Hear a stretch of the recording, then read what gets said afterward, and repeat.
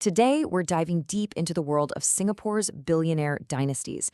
We're going way beyond what you've seen on the silver screen to uncover the real fortunes that have been built in one of the wealthiest nations on Earth.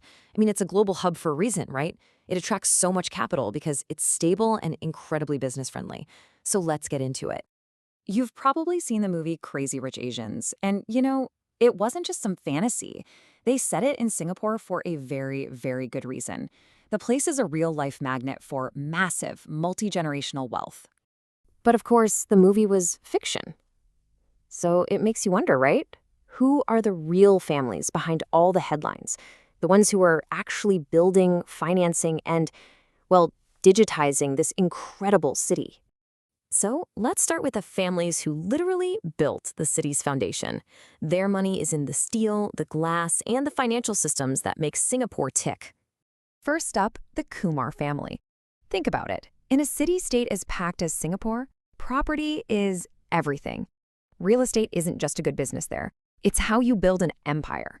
And their success? Well, it's measured in billions. With a family net worth of over $2.7 billion, they aren't just playing in the market, they're some of the most powerful landlords in the entire country. So, how did they do it? Well, through their main companies, Royal Holdings and RB Capital. They own some really iconic hotels you might even recognize. And this isn't just old money, you know? The next generation is already making huge moves, with Kishan RK becoming Singapore's youngest billionaire just a few years ago in 2019. Now let's move on to our next real estate dynasty. This is a family so powerful they actually earned the nickname the Kings of Orchard Road. Let's talk about the NG family. And their influence is backed by a family fortune that's just staggering, over $5.2 billion. And this entire empire, it was built from the ground up by the family patriarch Ang Teng Fong, who really laid the groundwork for everything they have today. What's really amazing is just their sheer scale. Their company, Far East Organization, is Singapore's largest private landlord. The whole operation is a true family affair, too. The son, Robert, manages their business in Hong Kong, while Philip handles things in Singapore. And they oversee huge international properties like the Fullerton Hotel in Sydney. Okay, so from building the city to financing it, let's take a look at the Wee family, a name that's basically synonymous with one of Singapore's most powerful banks.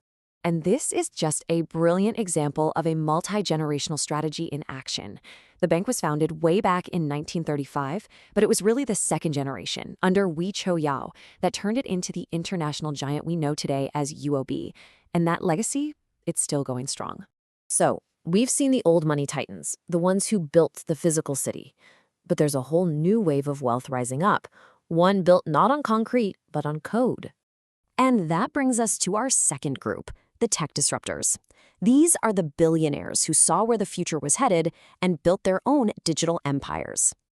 And you just can't talk about Singaporean tech without bringing up Forrest Lee. Seriously, if you've ever used Shopee or played a Garena game, then you're familiar with his work. His story is pretty incredible. He's the founder of Sea Limited. But get this, he started with $100,000 in student loans while living in a tiny public housing flat. Today, his family's wealth is over $4.2 billion. It's just a crazy testament to the power of digital innovation. Next up is a name that is recognized all over the world, even if you don't immediately think of Singapore when you hear it, Eduardo Saverin. His net worth is just massive. We're talking over $9.6 billion. And the foundation of that fortune? Well, it comes from his early stake in a certain social network that he helped create. That's right, the co-founder of Facebook. He moved to Singapore back in 2012 and is now a huge force in the investment world. He co-founded a venture capital firm called B Capital, which basically means they invest money into promising new startups trying to find the next huge thing in tech. Okay, now let's look at families who use Singapore as their home base to absolutely dominate very specific global markets, from food all the way to manufacturing. You've probably heard of Haidilao. The family of founders Zhang Yong took a single hot pot restaurant and turned it into a worldwide phenomenon, famous for its over-the-top customer service. He built a $7.7 billion fortune, and the amazing part is he started the business without even knowing how to make a proper traditional hot pot. He just focused completely on service, and boy, did it pay off. All right, we've seen some immense fortunes so far, but now we are climbing to the very, very top of Singapore's billionaire list. And here they are, the two wealthiest families on our list. First, you have the Go family, sitting on a $13 billion fortune. The patriarch, Go Cheng-leong, started with just a small paint shop and grew it into the global giant, Nippon Paint. But even bigger than that is the Lee family, with an astounding $15.6 billion built on high-tech medical devices. And when you look at the journey of Lee Xiting, the head of the Lee family, you can see a really clear strategic path. He founded his company Mindray in '91, took it public, then private again, and then ultimately became a Singaporean citizen in 2018, locking in his fortune in the city-state. So, what does this all tell us? Let's do a quick recap of the different ways these families have found their own paths to prosperity in modern Singapore. This table really just lays it all out. Right at the very top, you've got these global specialists in industries like medical tech and paint.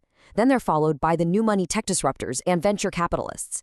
And then, of course, you have the foundational fortunes built on real estate and the universal appeal of food and beverage. It's such a fascinating mix of old and new money, all shaping the nation. What's really clear is that the blueprint for getting rich in Singapore is always changing. It's gone from tangible things like skyscrapers to intangible things like digital platforms. The path to the top is always evolving. And that really leaves us with one final question. What industry is going to produce the next crazy rich dynasty?